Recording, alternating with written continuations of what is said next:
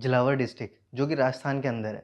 वहाँ पे एक स्कूल की बिल्डिंग गिर जाती है जिसके अंदर के 35 बच्चे दब जाते हैं, जिसमें से कि 7 बच्चों की मौके पे ही जान निकल जाती है और 28 बच्चे बहुत बुरी तरीके से घायल हैं।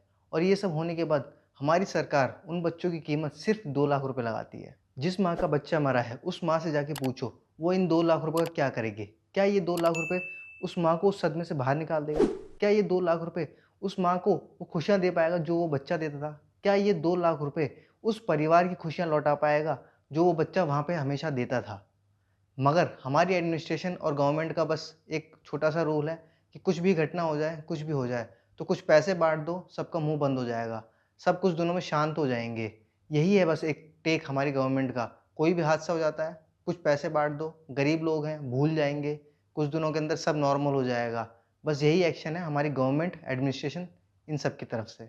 और आप लोग ये जानकर चौंक जाओगे, जिस हॉस्पिटल में इन घायल बच्चों को ले जाया गया था, वहाँ पे अचानक से रोड बनाने का काम चालू हो गया है, क्योंकि वो रोड टूटा हुआ है और वहाँ पे ये कोई नहीं देख रहा है कि वो बच्चों की क्या हालत है।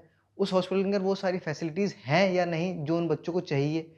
वहाँ पे दवाइयाँ मौजूद हैं, वहाँ पे डॉक्टर मौजूद हैं, ये सब कोई नहीं देख रहा है। बस वहाँ पे अचानक से रोड कंस्ट्रक्शन का काम चालू हो जाता है क्योंकि राजस्थान के सीएम वहाँ पे विज़िट करने वाले हैं। दिक्कत किसे नहीं होनी चाहिए? राजस्थान के सीएम को, क्योंकि वो आ रहे हैं तो उनके लिए अचानक से रोड बनाया जा रहा है, सारी सुविधाएँ करी जा रही हैं वहाँ पे। मगर वहाँ पे कोई ध्यान नहीं है कि उन बच्चों के लिए कोई फैसिलिटीज़ हैं या नहीं है। जो बच्चे अभी ज़िंदा हैं, उनके लिए क्या फैसिलिटीज़ हैं या नहीं है, उस चीज़ पे किसी का ध्यान नहीं है। बस ध्यान है कि रोड बनाने के लिए, क्योंकि वहाँ पे सीएम विज़िट करने के लिए आने वाले हैं। भाई सही में, कभी-कभी लगता है कि इंडिया के अंदर गरीब लोगों के लिए कुछ भी नहीं है। अगर यहीं पे एमएलए का बेटा होता या फिर कोई बड़े सरकारी ऑफ़िसर का बेटा होता, तो अब से पता नहीं क्या से क्या हो जाता। एडमिनिस्ट्रेशन में ऊपर से नीचे तक सब हंगामा हो चुका होता। उस स्कूल के बारे में सारी इंक्वायरी खोल दी जाती, सब कुछ होता। मगर वो बोलते हैं ना कि गरीब का कोई नहीं होता। ये एक परफेक्ट एग्ज़ाम्पल है और बताया जा रहा है कि वहाँ के लोकल लोगों ने वहाँ जाके तहसीलदार और वहाँ के मजिस्ट्रेट को कंप्लेंट भी करी थी कि ये बिल्डिंग क्रैक्स आ रहे हैं, इसके अंदर तोड़-फोड़ हो रखी है, ये कभी भी गिर सकती है। मगर किसी ने कोई ध्यान नहीं दिया, किसी ने कोई ज़िम्मेदारी नहीं ली। मगर अब ये बिल्डिंग गिर गई, वो बच्चे मर गए, 28 बच्चे घायल हैं। अब इसका जवाब कौन देगा? अब इसका ज़िम्मेदार कौन है? वो मजिस्ट्रेट, वो तहसीलदार या हम लोग? कौन है इसका ज़िम्मेदार? क्या तहसीलदार का बच्चा मरा? क्या उस मजिस्ट्रेट का बच्चा मरा? क्या कोई गवर्नमेंट में से किसी का कोई बच्चा मरा? जी नहीं, बच्चा मरा आपका और हमारा।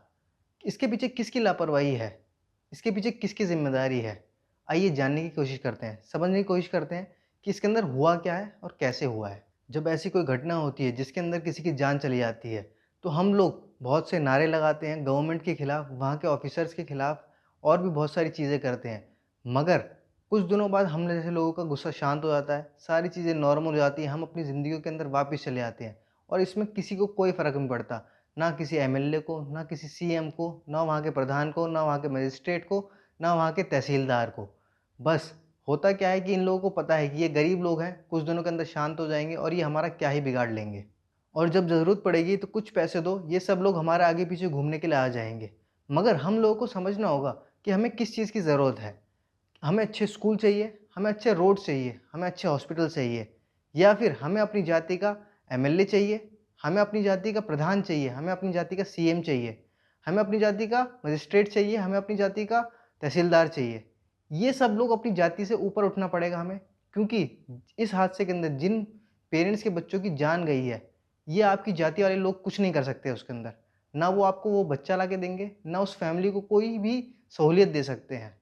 तो हमें इस जाति से ऊपर उठना होगा और इन लोगों से बोलो, आप लोग हमारे लिए क्या काम करोगे?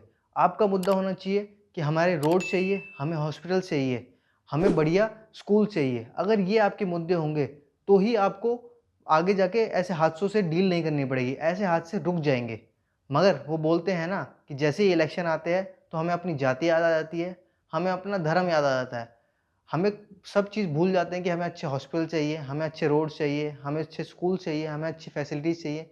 ये सब चीज़ें भूल के हम पैसों के लिए वोट दे देते हैं, अपनी जाति के लिए वोट दे देते हैं। तो हमें भी तैयार रहना चाहिए ऐसे करप्शन के बाद जो सरकार बनती है, तो उससे हमें भी यही एक्सपेक्ट रहेगा ना कि हमारे काम कभी भी सही से नहीं होंगे, कभी बिल्डिंग्स अच्छी नहीं बनेंगी, कभी भी हॉस्पिटल हमारे पास में नहीं होंगे, कभी स्कूल पास में नहीं होंगे। तो ये सब चीज़ें हमें सोच के चलनी पड़ेंगी कि जब तक हम अपनी सोच नहीं बदलेंगे, तब तक हमारा देश नहीं बदलेगा।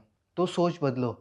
एक वोट से आपके और आपके बच्चे की ज़िंदगी बदल सकती है और ऐसे हादसे ना आप खुद भूलो, ना ही सरकार को भूलने दो। जय हिंद। अगर आपको भी ये वीडियो अच्छा लगा हो तो लाइक और कमेंट करें, और आप अगर पहली बार मेरे चैनल पे आए हो तो सब्सक्राइब ज़रूर करें।